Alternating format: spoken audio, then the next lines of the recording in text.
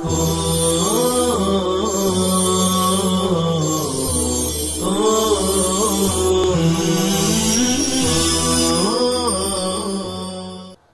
اللہ الرحمن الرحیم والصلاة والسلام علی رسول اللہ الامین وعلی آلہ وصحابتہ اجمعین اما بعد۔ کتاب عشرۃ النساء، عشرۃ عین کے کسرے کے ساتھ اور شین کے سکون کے ساتھ معاشرت کے معنی میں، معاشرت، تعاشر، مخالطت کے معنی میں، یعنی عورتوں کے ساتھ حسن سلوک، عورتوں کے ساتھ اچھا معاملہ برتاؤ اور ان کے ساتھ گھل مل کر رہنے کا بیان، عورتوں کو اپشوکن، بے برکت، منحوس نہ سمجھتے ہوئے ان کے ساتھ محبت کا برتاؤ کر کے وعاشروہن بالمعروف پر عمل کرتے ہوئے چلنے کا بیان۔ اس کتاب عشرۃ النساء کے ضمن میں پہلا ترجمۃ الباب ہے باب حب النساء، عورتوں سے محبت کرنے کا بیان، فطری امر ہونے کا بیان۔ حدثنی الشیخ الامام ابو عبد الرحمن النسائی، یہ ابو بکر ابن سنی کہہ رہے ہیں، روایت ہے حضرت انس رضی اللہ تعالیٰ عنہ سے، قال قال رسول اللہ صلی اللہ علیہ وسلم حبب الی من الدنیا النساء والطیب وجعل قرۃ عینی فی الصلاۃ، دنیا میں سے مجھے محبوب ہیں عورتیں، خوشبو، اور ایک روایت میں ہے، یہاں نہیں ہے، مسواک، اور آگے فرمایا کہ میری آنکھوں کی ٹھنڈک نماز میں قرار دی گئی ہے۔ روایت کے راویوں میں اسکرین پر آپ کو نظر آ رہے ہوں گے سلام ابن سلیمان المزنی ابو المنذر القاری النحوی البصری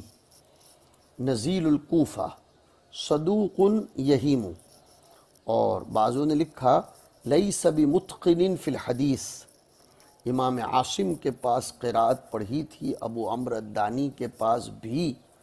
اور وہ یعقوب کے شیخ ہیں قراءت کے اندر۔ بعض قراء نے لکھا ہے کہ ان کا انتقال سن 171 میں ہوا، مصنف کے یہاں ان کی صرف یہی ایک روایت ہے۔ حضرت انس کی روایت میں آیا قال رسول اللہ صلی اللہ علیہ وسلم حبب الی من الدنیا، دنیا میں مجھے محبوب ہے عورتیں اور خوشبو۔ عورتوں کی محبوبیت اس لیے ہے حضور کو خاص طور پر کہ عورتیں حضور کے حالات وہ نقل کر سکتی تھیں جن پر مردوں کو اطلاع نہیں ہوتی، اور عام طور پر مرد ان کا تذکرہ کرنے سے استحیاء کرتے ہیں، اس لیے حضور نے فرمایا کہ حبب الی النساء۔ ایک قول یہ بھی ہے، بہت زبردست بات ہے، کہ حضور کو عورتیں محبوب تھیں زیادت فی الابتلاء کی بنیاد پر، یعنی حضور کی شان و حالت میں حضور یہ بتلانا چاہتے ہیں کہ کثرت زوجات کے باوجود اور ان کے واجبات و وظائف و فرائض کی ادائیگی کے باوجود ادائے رسالت کے باب میں غفلت نہ برتوں، اس میں چونکہ میری زیادت فی الابتلاء ہوتی ہے اور یہ میرے لیے مشقت میں کثرت کا باعث بنتی ہیں، تو ظاہر بات ہے کہ اجر میں بھی عظمت و کثرت کا باعث بنیں گی۔ تو عورتیں زیادہ ہیں میری، ان میں بھی فرائض و واجبات کے قبیل سے، وظائف زوجیت کے قبیل سے میرا ابتلاء و امتحان ہوگا، تو پھر میرا اجر بھی بڑھے گا۔ الاجر بقدر النصب والمشقہ۔ جہاں تک خوشبو کا معاملہ ہے وہ حضور کو اس لیے پسند تھیں کہ حضور مناجات ملائکہ فرماتے تھے اور ملائکہ کو خوشبو پسند ہے۔ ایک بات یہ بھی ہے کہ خوشبو کی پسندیدگی اعتدال مزاج کی بنیاد پر پیدا ہوتی ہے اور کمال خلقت کی بنا پر پیدا ہوتی ہے، اور حضور صلی اللہ علیہ وسلم مزاج کے اعتبار سے اور خلقت و خلقت اور خلقت تینوں کے اعتبار سے اکمل اور اتم تھے۔ علامہ سیوطی نے لکھا ہے کہ حضور اکرم صلی اللہ علیہ وسلم کا ازواج زیادہ کرنا جہاں اس میں مصلحت ابتلاء و تکلیف کی تھی تاکہ آپ کا اجر بڑھ جائے، ویسے مصلحت یہ بھی تھی کہ آپ کی خلوتوں کو دیکھنے والے بڑھ جائے۔ عورتوں میں سے عورتیں جب آپ کی خلوتوں کا مشاہدہ کریں گی تو مشرکین کی طرف سے وہ جو باتیں آتی تھیں کہ حضور خلوت میں سحر کرتے ہیں، شعر کرتے ہیں، تکہن کرتے ہیں، تو یہ بھی زائل ہو جائے گا۔ تو حضور صلی اللہ علیہ وسلم کی نظروں میں عورتوں کا پیارا بنایا جانا یہ بسبیل لطف اور بسبیل عطف و مہربانی تھا۔ اس سے یہ بھی سمجھ میں آتا ہے کہ حضور صلی اللہ علیہ وسلم دین کے دونوں اصول کو پورا پورا ادا فرماتے تھے، تعظیم لامر اللہ کو اور شفقت علی خلق اللہ کو، اور یہ واقعتاً آپ کی قوت نظریہ اور علمیہ کی دلیل ہے، اس لیے کہ قوت نظریہ میں کمال ہوتا ہے معرفت اللہ کے ذریعے، اور قوت علمیہ اس میں کمال پیدا ہوتا ہے انسان کے ادائیگی حقوق کے ذریعے۔ صلاۃ اللہ سے مناجات کا ذریعہ ہے، مصلی اپنے رب سے مناجات کرتا ہے تو وہ تعظیم کی بنیاد پر ہی تو کرتا ہے، اور تعظیم دلیل ہے معرفت اللہ کی۔ جس قدر معرفت بڑھے گی اتنی تعظیم ہوتی چلی جائے گی۔ اور شفقت علی خلق اللہ یہ اسی کے وظائف میں سے ہے، حسن معاملہ مع الخلق،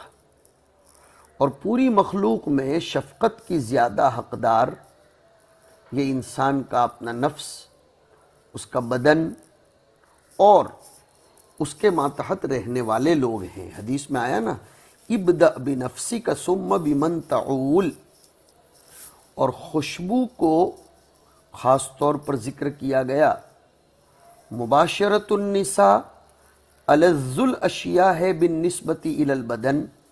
اس میں حفظ صحت بھی ہے، بقائے نسل بھی ہے، اور بقائے نسل ایسی نسل جو مستمر ہو نظام وجود کے لیے ضروری ہے۔ اور عورتوں کا معاملہ، عورتوں کے ساتھ کا حسن سلوک، عورتوں کے ساتھ معاملہ کرنا اصعب ہے، مشکل ہے مردوں کے ساتھ کے معاملے کی بنسبت، اس لیے کہ عورتیں رقیقۃ القلب، ضعیفۃ العقل اور ضیق الخلق ہوتی ہیں۔ حدیث میں آیا، ما رأیت من ناقصات عقل و دین اذهب للب الرجل الحازم من احداکن۔ حضور اکرم صلی اللہ علیہ وسلم احسن معاملے کے اعتبار سے تھے، یہاں تک کہ آپ کو میٹھی میٹھی ڈانٹ پلائی گئی، تبتغی مرضات ازواجک۔ حضور سے اس بات کا صدور طبعاً تھا نہ کہ تکلفاً۔ تو حضور کا معاملہ جب عورتوں کے ساتھ ایسا ہوگا تو پھر آپ سمجھیے حضور کا معاملہ مردوں کے ساتھ کیسا ہوگا، جو اکمل العقل، امثل الدین اور احسن الخلق ہوتے ہیں۔ جعل قرۃ عینی فی الصلاۃ، حضور کی آنکھوں کی ٹھنڈک نماز میں قرار دی گئی۔ شیخ تقی الدین السبکی رحمہ اللہ نے ایک بڑی اچھی بات یہ بھی لکھی ہے کہ خوشبو دل کے لیے مزکی ہوتی ہے، اور خوشبو کی اصل جنت سے نکلی ہے۔ حضرت آدم علیہ السلام نے جو نکاح فرمایا تھا، تو بعض روایتوں میں آتا ہے کہ ایک ورقے کے بدلے میں جس سے تستر کیا جاتا تھا، اور ایک روایت میں ہے کہ 4 من سنن المرسلین التعطر والحیاء والنکاح والسواک۔ علامہ سیوطی یہ بھی لکھتے ہیں کہ جعلت قرۃ عینی فی الصلاۃ میں اشارہ ہے کہ قوت نظریہ حضور کے یہاں زیادہ اہم تھی، اور واقعتاً نفس الامر میں